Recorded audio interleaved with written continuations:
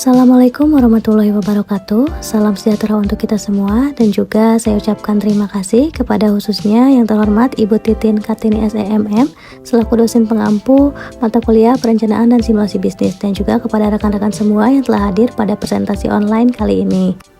Kami, mahasiswa Universitas Subang, Fakultas Ilmu Administrasi Bisnis dari kelompok 2. Adapun anggota kelompok kami, yang pertama ada saya sendiri, Dini Aulia Ilmi selaku moderator, kemudian ada saudara Asep M. Saputra, kemudian ada saudari Nur Latifah, kemudian ada saudari Tika Awalia, dan ada saudari Windy Angelina selaku pemateri.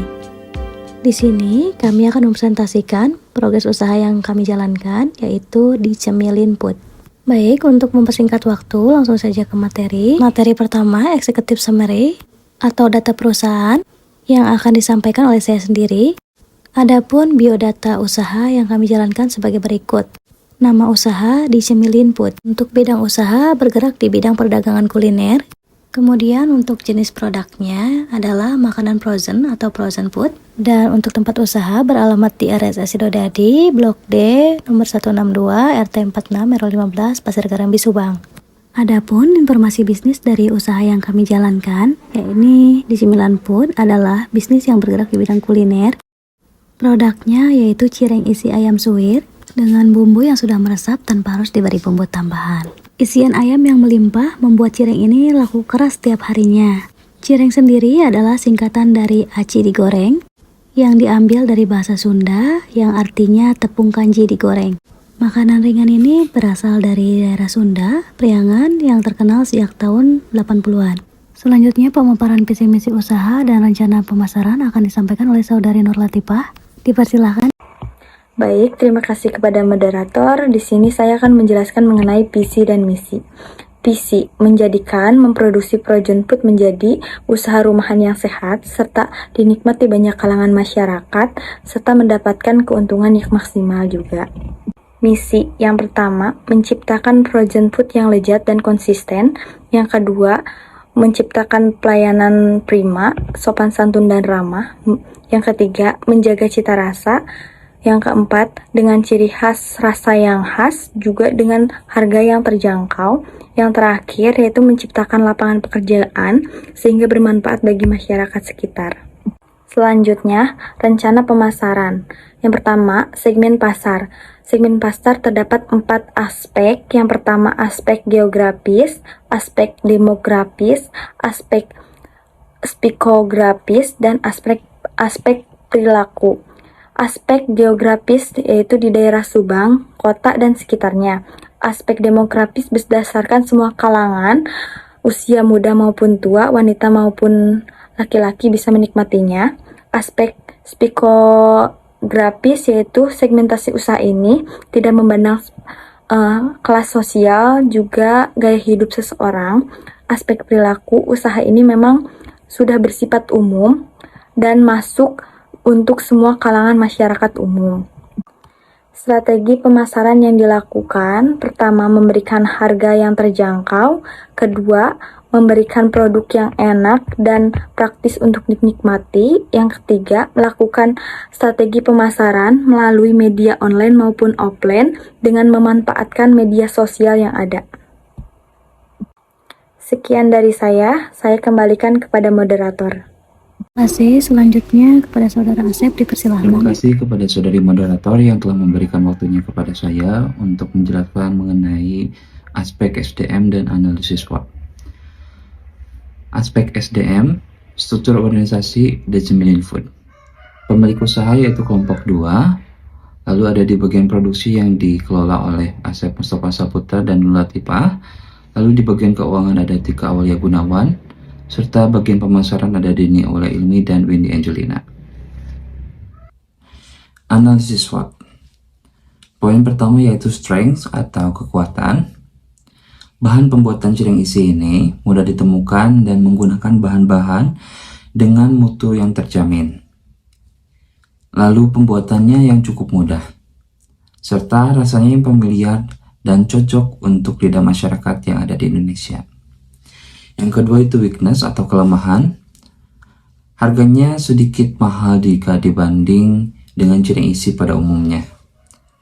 Lalu peralatan yang dalam pembuatan cireng masih terbatas.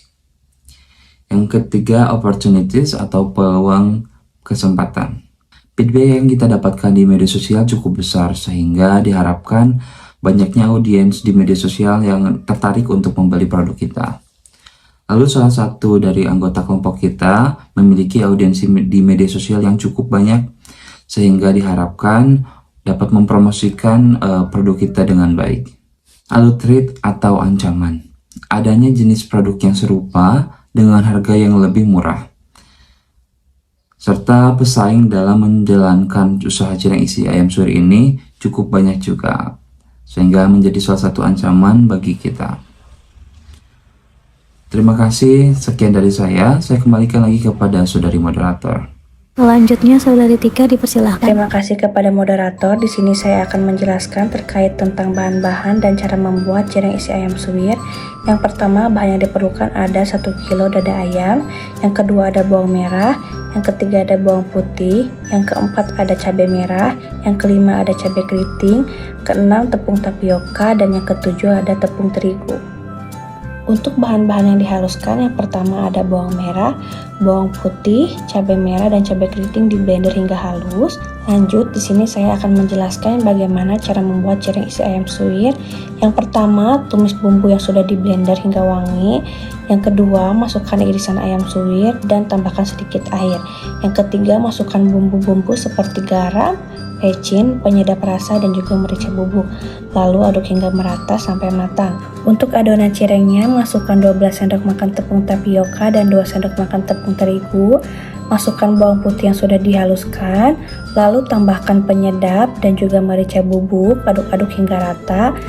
Dan masukkan juga air yang sudah panas, aduk-aduk hingga diulen. Yang terakhir, ambil adonan secukupnya, lalu gilas hingga pipih.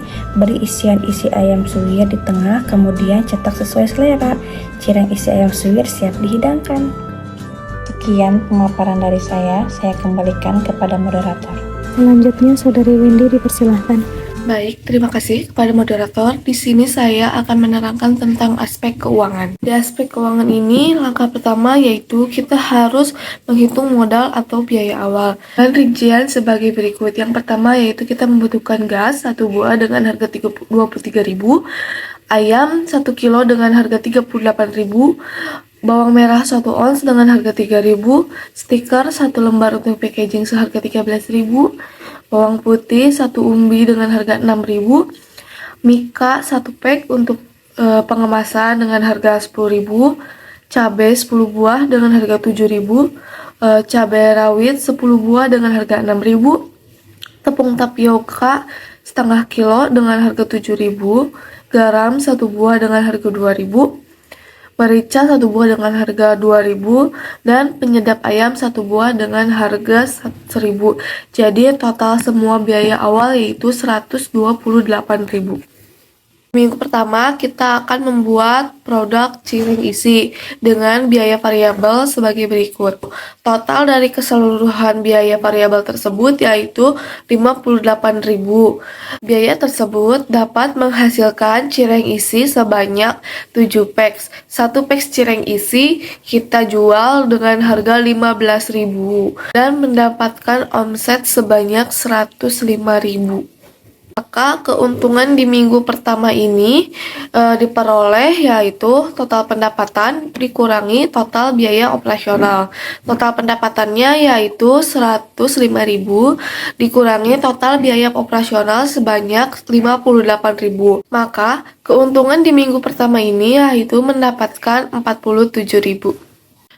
Pada penjualan minggu kedua, kita mengalami peningkatan dengan menghasilkan cireng isi sebanyak 14 packs sehingga mendapatkan omset sebanyak 210.000. Maka keuntungan pada minggu kedua ini yaitu total pendapatan dikurangi total biaya operasional. 210.000 dikurangi 98.000. Maka total pendapatan bersih yang didapat pada minggu kedua ini yaitu sebanyak 112.000. Selanjutnya, pada penjualan minggu ketiga ini Di penjualan minggu ketiga ini, kita dapat menghasilkan 17 packs cireng isi dan mendapatkan pendapatan sebanyak Rp225.000. Keuntungan bersih yang didapat pada minggu ketiga ini yaitu sebanyak Rp152.000. Baik, terima kasih. Saya kembalikan kembali kepada moderator. Terima kasih kepada seluruh pemateri atas pemaparannya. Dari pemaparan seluruh pemateri dan dari progres proposal dapat diambil kesimpulan bahwa ketika kita memiliki suatu usaha, kita harus memiliki ciri khas sendiri dalam produk yang kita jual. Selain dari rasa yang berkualitas, ciri khas produk tersebut juga dapat dilihat dari pelayanan yang prima dan harga yang terjangkau, tetapi tentunya tidak menurunkan cita rasa produk. Dengan selesainya proposal bisnis ini, kami berharap usaha yang kami jalankan akan terus berkembang. Tibalah di penghujung acara. Sekian materi progres usaha yang dapat kami sampaikan. Kurang dan lebihnya mohon dimaafkan. Wassalamualaikum warahmatullahi wabarakatuh.